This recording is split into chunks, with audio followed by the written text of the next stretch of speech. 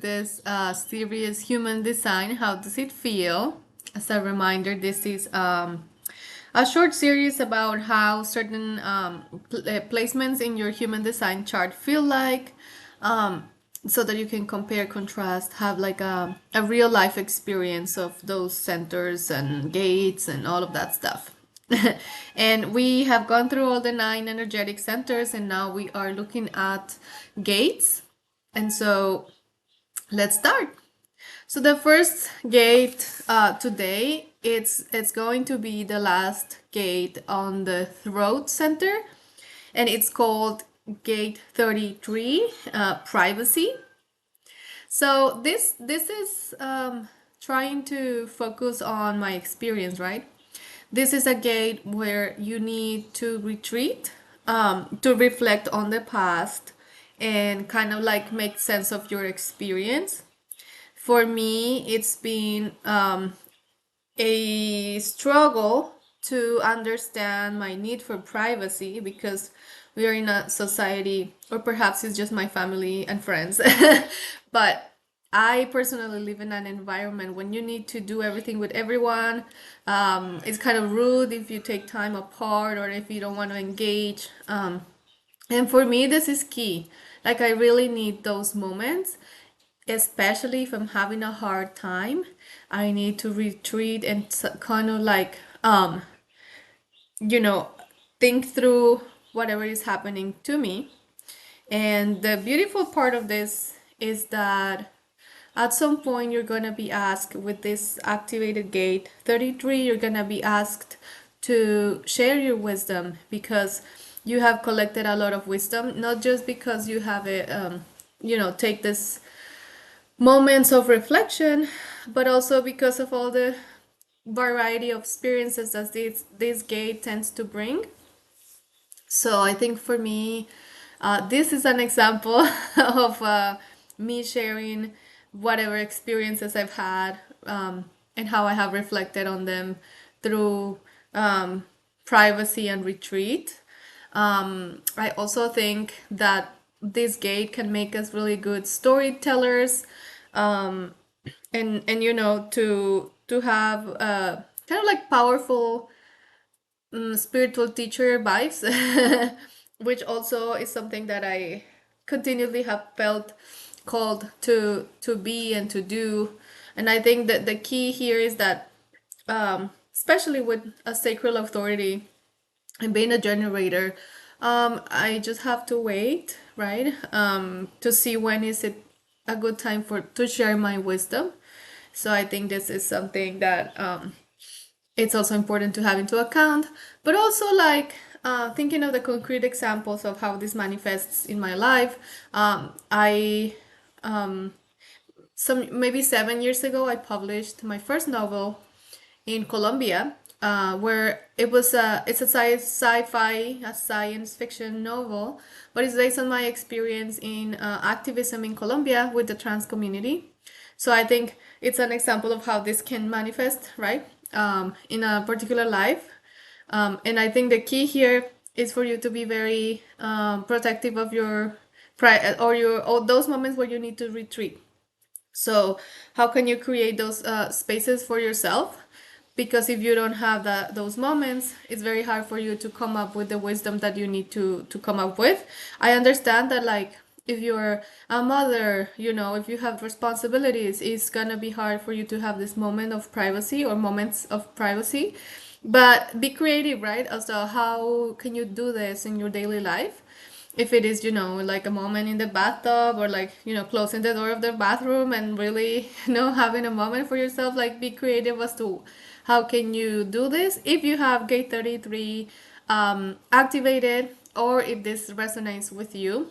The next one, oh my god, the next one is actually, this is on the G center. Is it? Let me check. Um, yeah, this is on the G center, and then this is the gate number 15, called extremes. Whew, this gate has been real in my life. It's as per name, it speaks about having, first of all, your own rhythms that might not be very common, like your own ebbs and flows in life. And but also like experimenting with extremes as something that you just need to do, right? Um, and funnily enough, how within those extremes you find balance, right? Making me think of the temperance card of the tarot, right? Kind of like, because you will always want to experience those extremes. How can you balance or find like some sort of yeah, like modesty within temperance within those extremes? And so as an like a practical example, I have so many. Like my life has been real funny. So when I was growing up and I went to college, I was very repressed. Well, I still am repressed. LOL. And I got a scholarship to go to Brazil. And also I just knew I was very young, but I just knew I had to go to Brazil. I don't know why. This is something that I wanted to do, and I did. Um, to study the last semester of my undergrad. And in going there, I think it was like a big liberation for me, like my soul in hindsight, right? My soul was wanting to explore this extreme of pleasure and like bodily sensations. And so I drank a lot, did a lot of crazy stuff. I did some drugs. I had some crazy sexual experiences. Like I went extreme again, from like a very repressed person to like this kind of more liberated, but a little bit too much, I'll say, person. So going into that extreme, and I had like again lots of alcohol, to going all the way to the other extreme of being almost like a monk. I had a moment where, well, I'm back to sobriety right now. Like I still working on my sobriety, but at that point when I'm thinking of the extremes, more like close to that time in my life, I went sober. I became a yoga teacher and very spiritual, and I did a lot of spiritual, bodily based practices, and went like all the way, to the more restricted life, right? And I think now I am looking for that balance, right? So I'm sober, I don't drink, but I do like to enjoy life. I do like to have meaningful experiences and sexual experiences, um, and nice food. So I think I'm trying to find like a middle point, and I might be too much on the monk side, perhaps.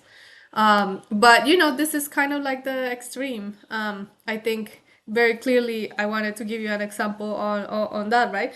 But the other thing I love about this gate is that the one of the reasons why we are into extremes is because we have a deep, deep, deep love for humanity and all of the different kinds of things that humans can be, can do.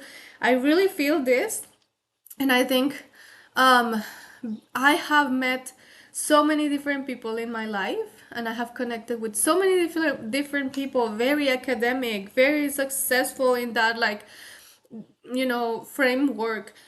People that are homeless and that are very wise and that are amazing, and also teachers, people that are struggling with addiction, people that are activists, artists. I have met older people, younger people, from like different races, different genders. Like I have met a variety of people, and I have been able to connect with them, and that has made my life really fulfilling. So something beautiful of this gate is that we because of this compassion and acceptance that we kind of exude, we can be really magnetic and attract a lot of people. And I think, yeah, like with the rhythms and stuff. And so very studious, I have been very studious, very disciplined. I have been more like, on structure. So I think the key here if you have your gate 15 activated, is to find those little things in your everyday life that keep you grounded while you go on your crazy rhythms, right? So I think for me, meditation, the tarot, reading tarot cards for myself, are things that keep me grounded. So I might be going into these different rhythms, but I still have my practices to like keep me grounded. So that's something I would recommend to you, because again, if you want an example of different rhythms, I have been working 2, 3 jobs at a time, so like work, work, work, and I also have had moments in my life where I don't have anything to do and I'm just like writing music and chilling and sleeping 14 hours, 15 hours a day. So those are different rhythms, right? Like they're very productive, they're very chill. And so those are the things that I think we just experienced with this gate, which I really love this gate. I don't know, it's just fun. But it could be, yeah, I mean, it could be messy, it could be for people we can feel not understood because of kind of this sort of extreme life that we might have. And the other thing is that just be mindful if you are in your own rhythm or if you are kind of following the rhythm of someone else. So, for example, in terms of workload, I think the hardest for me has been to follow my own rhythm when the society or the place I work in is telling me to do this and that, right? All of my colleagues at this point feel guilty because they are not working or not reading or not publishing, and I know within me that that's not me. I don't not follow that. I just can't. I will write when I want, when I feel inspired, and then I also wanna chill and do my tarot and just, I don't know, paint and stuff. And so it's really hard to honor your own rhythm in this like capitalist society. And so I think that's something that it's important to be mindful of. Yeah. So that's a nice gate 15 extremes. The next gate is on the still on the G center. Yes, is the gate number 10, called behavior of self. So remember when I told you that I have my G center defined, that I have had trouble with understanding this placement in my design chart because it's not how I experience it. I was telling you back then that a defined G center means that you have love for yourself and you're very secure of yourself, and that's not my case. Like I'm have self doubt, low self esteem, and so I'm like, what do you mean? I have this G center closed, or like, I don't understand. Defined is the right word. And this gate 10 is the same thing. It's the design of being authentic and kind of like represent for others in your body what self-love is. And it's been a struggle. It's been a struggle. That's what I'm telling you. But I think maybe because it has been difficult, is that people can see the progress and get inspired of what does it mean to love yourself. Because if you have met me 10 years ago and now, I am way more secure, way more, I have embraced my power more, I think. And so what I'm thinking is, yeah, maybe some of us don't get this activation like as like a given thing. It's something that we work through real hard, real difficult. And so I think I that's what I keep thinking about this gate. I don't know how you experience it yourself if you have it activated, but yeah, it's been a struggle for me. And I, at this point, can tell you a lot of tools that I have learned about loving myself just because I don't have that to begin with. I didn't have the self esteem. And so, I think that's important. And maybe the one thing that this gate calls us for is to be authentic, and so to be us. And this has to do with self-love. If you don't love yourself as you are, you're going to become something that you're not. trying to get the love and attention of others, right? Which definitely at times I've done. But at the end of the day, I always come back to myself and to be my authentic self, even when people don't understand my decisions or don't support me or don't even like me, right?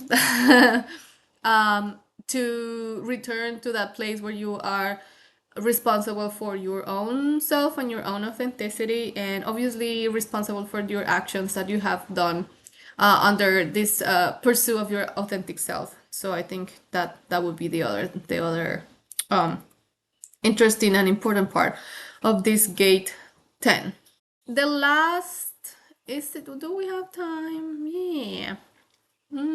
Yeah, maybe yes. I don't know.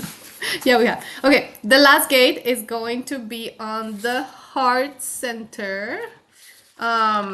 Is this the heart? Yes. And this is gate 26, called the egoist, which is a scary name. And this is also, oh my goodness, a gate I have not fully embraced, or for some reason I feel is a little blocked within me. This is a gate that says that you have the capacity to kind of like convince others to do and to buy into things that you're selling, basically. Like if you're a salesperson, you're gonna have a lot of wealth. Like basically, this is the gate for if you want to be a millionaire, because everything you sell, people are gonna buy, basically, which is not what I have experienced. I am not a billionaire. I am actually very precarious right now. So when I read this, I'm like, what? What does this mean? I'm not. But in hindsight and looking back and like giving you examples, because that's what we want in this series. It's funny because when I like something, right? People really believe. How do I say this? Just give me an example. When I was working back in Colombia as an editor in a publishing house, next to our office there was a vegetarian restaurant, and I got obsessed with the hamburgers that they sell there. Like, I don't know, I was completely obsessed because this is how I am. I get obsessed with things. And I just talked about it, like I love this burger. These burgers are the best. I'm going to get my burger, but like not trying to sell because it's not my business, right? And all of a sudden, the entire office was going there to buy lunch and to have the burger. So this example just shows that I can sell things if I want to, right? If I like a book, I will talk about it, really excited, and then next day this person has the book. So I've sold it, right? Again, it's just that I haven't found how to use that for myself, and I think it has to do with my low self-esteem. So, for example, I don't know, like anything I sell that is coming from me, like my own creation, has not been successful so far, which is really painful, has been really tough. But when I'm like just appreciating things and talking about things, people would buy it. So I do think this is true in the examples I'm telling you, right? Lifestyles. Yeah, I do have like a pool on people's opinions about things. And I also see that the block I have is when I am offering products that I do or that I sell for myself. So that is the block I need to work on, right? And the other thing with this center is that the most success you're gonna have, apparently, says this thing, is when you're selling something that aligns with your path or your values. And so, for example, with the example of the vegetarian burger, I truly liked it. I truly believe in that lifestyle. So it worked, right? Like if I were to sell something that goes against my principles, it wouldn't work, right? So although I haven't found how to apply this to my own business, I can see that playing out. I have to, and maybe you too, if you're listening and you're feeling the same, that gate 26 is not activated. It is, and we have to work on how to actually be able to sell the things that we create and that we believe in. And so yeah, I think that would be it. To be in integrity with whatever you sell. Yeah. So those were the gates for today. Thank you for being here with me. Um, Remember that if you want to comment or tell me about your experience with these gates in this case, please do so. I'm sending you lots of love and wishing you good. Bye.